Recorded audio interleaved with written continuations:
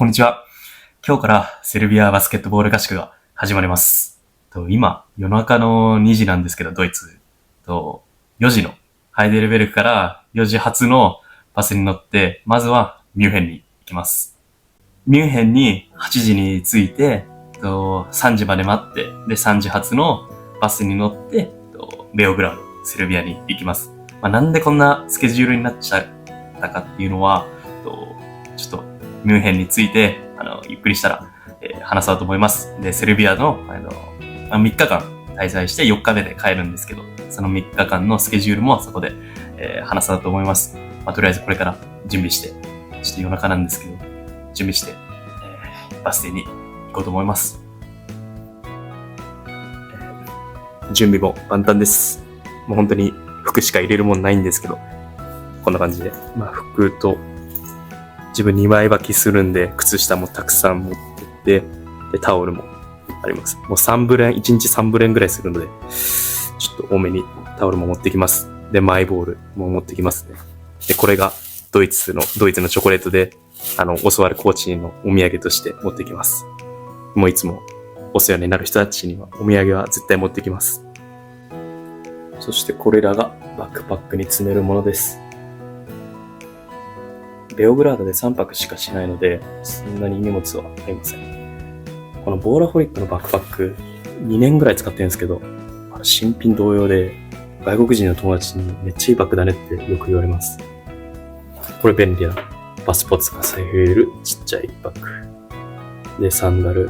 ホテルとかバスとか、中ですごい便利。充電するやつ。これなんだ。マイクと、テーピング。これメラトニン、水に溶かして飲むやつです。もうこれ飲んでからすごい睡眠がよく寝れるようになりました。これウェットティッシュです。汚れた時とかよく使います。で、これ有線の安いヘッドホンです。これ Bluetooth なんかバスの中でめっちゃ長時間使うの良くないなと思ったんで買いました。で、これがチューブ、ストレッチとか使うやつ。バッシュ。もうグライドの方が自分に一番合ってます。これは袋か。汗とか入れるやつです。これは、歯ブラシとかでか。で、これが三脚。あっちでも撮影するんで。で、これは、計画、プラン書いてるやつと、で、練習のメニューを忘れないように書くメモ。コンタクト、液。これは帽子、オリンピアの。すごい大事に使ってます。こんな感じです。夜中にタクシー呼ぶのちょっと怖かったんで、レンタル自転車で移動します。家の近くにステーションがあるので、とても便利です。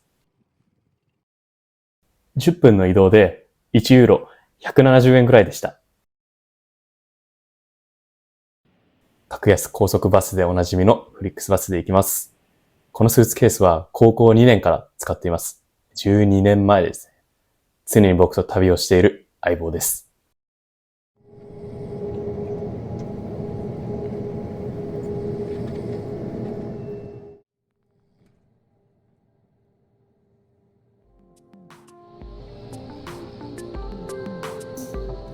3時間爆睡したらとても目が覚めました。1年ぶりのバイエルン州ミュンヘンです。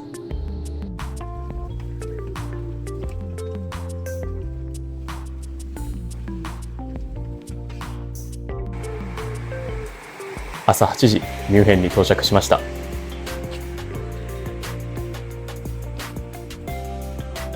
今、ハイデルベルクから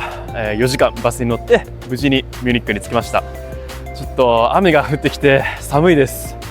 ハイデルベルクめっちゃ暑かったんですけどね。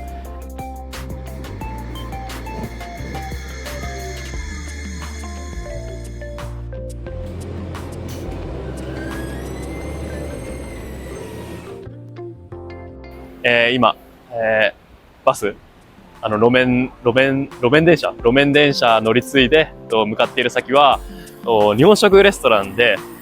インスタグラムで一度もお会いしたことないんですけど、自分のストーリーとか投稿をすごい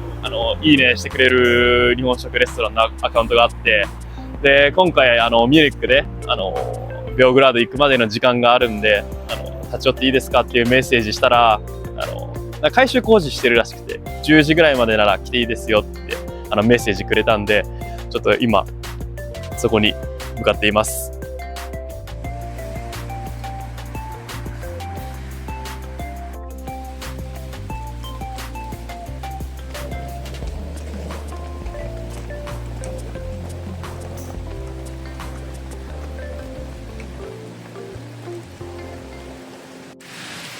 もう土砂降りです。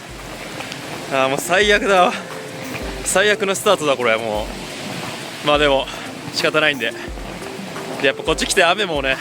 もう慣れてて傘はささないんで、僕もう雨降ってももういい、とりあえず着替えます。着替えたいです。雨で土砂降りの中、日本食レストラン寿司牛尾さんに到着です。営業再開した時に店内をいつかお見せしたいと思います。どれもめっちゃ美味しそうです。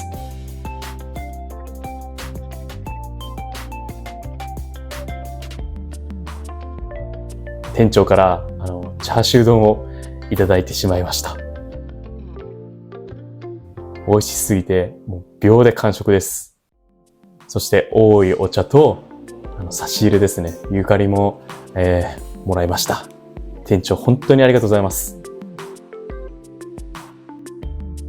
ミュンヘンを訪れた際はもうぜひ寿司牛尾さんに来てみてください。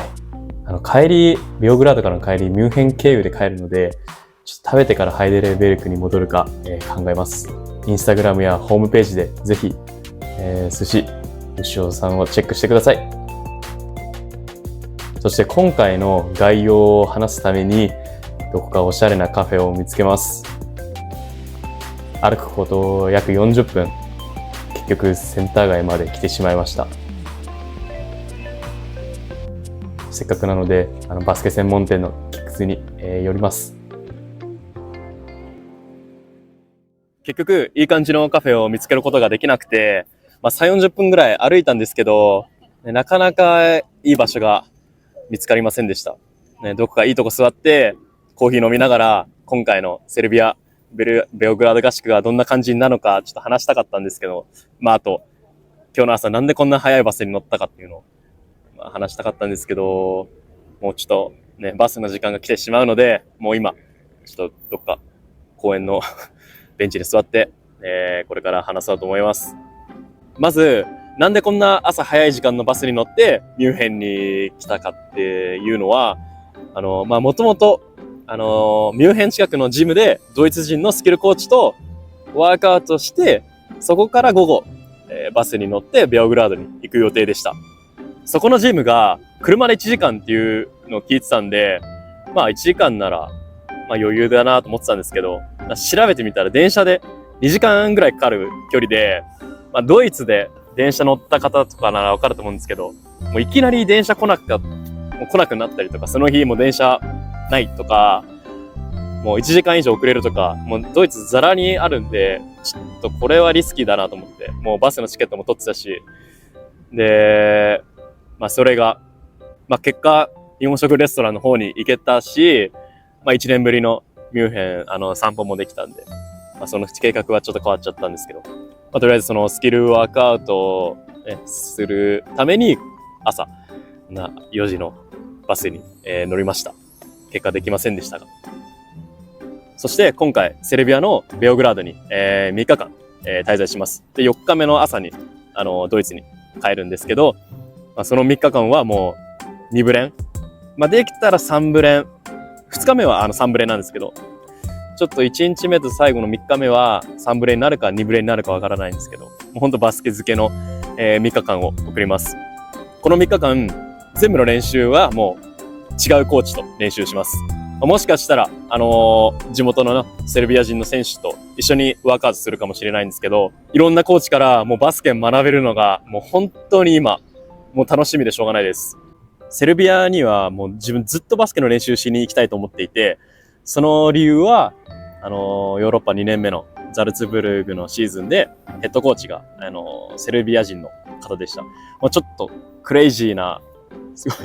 クレイジーなコーチだったんですけど、で自分は本当にその人に、バスケみっちり鍛えられて、もう本当その人のおかげで今、ヨーロッパ7年もプレーできてると思っています。もう特にポイントガードのもう指導はもう本当にね、そのコーチのおかげで、まあもうチームメイトのね、ジジだったりもたくさん教えてもらったんですけど、もうポイントガードは本当にそのセルビア人コーチのおかげで、上達できたなと思っています。セルビアの国自体も、もうたくさんの NBA 選手、ユーロリーグの選手だったり、もうバスケットの国なんでね、代表的なのはやっぱニコラ・ヨキッチ選手ですね。もうみんな知ってる通り。やっぱそこの国で、本当にバスケを学びたいとずっと思っていて、自分が将来日本でコーチになった時に、その経験が、役立つように。本当に、3日間しか行けないんですけど、ちょっと、仕事の関係で。でも、3日間、ちょっとバスケ好きの毎日を送るので、もう本当に楽しみです。ミュンヘンからベオグラードまでバスで12時間ぐらいかかるんですよ。もう結構それ、辛いんですけど、今、航空券が夏休みシーズンでめっちゃ高くて、出せるんですけど、バスの値段ね、バスのチケットの方が、もう、めちゃくちゃ安くて、今回ミュンヘンからベオグラード、往復でたったの40ユーロだったんで、飛行機だったら多分3、4倍かかっちゃうんで、そのお金をちょっと、そのコーチ費に、回してっていう理由で、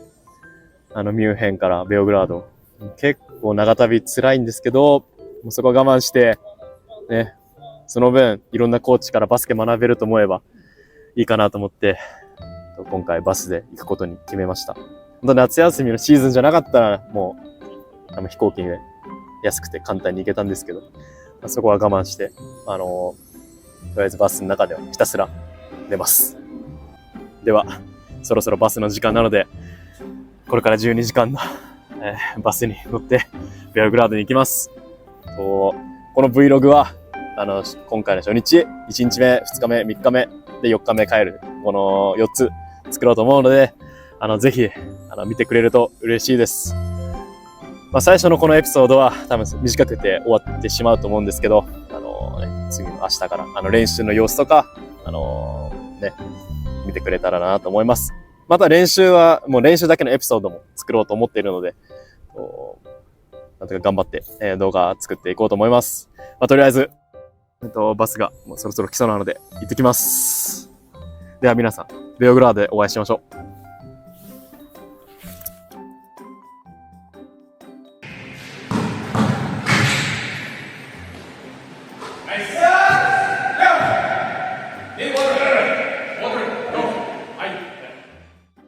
では次回、セルビア編第2話、お楽しみに。ご視聴本当にありがとうございました。チャンネル登録、コメント、いいね、ぜひよろしくお願いします。